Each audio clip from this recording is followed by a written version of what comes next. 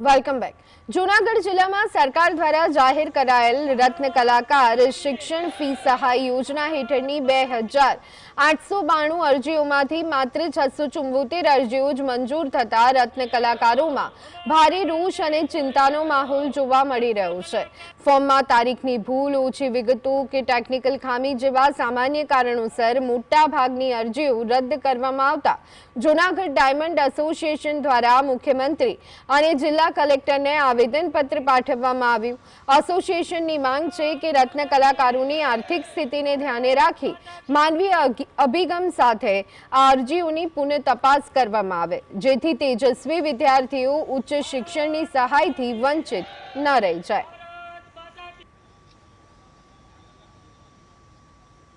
સહાય મળેલી છે। જિલ્લા ઉદ્યોગ અધિકારી પાસે જાણવા જતા તેમના દ્વારા અમને એવું જાણવા મળેલું છે તારીખની જગ્યાએ માત્ર મહિના અને વર્ષ જ લખેલા છે। આવી તમામ અરજીઓ અમે રિજેક્ટ કરેલી છે। તો આવા અમારે સરકારશ્રીને વિનંતી કે આ અભણ અને અજ્ઞાત વર્ગ છે તેમનાથી કદાચ આવી ભૂલો થાય, પણ આવી ભૂલોની હિસાબે અમને જે મળવા પાત્ર સહાય છે તે અમને મળવી જોઈએ અને આવી અરજીની અંદર ભૂલો હોય તો અમે સુધારવા તૈયાર છીએ।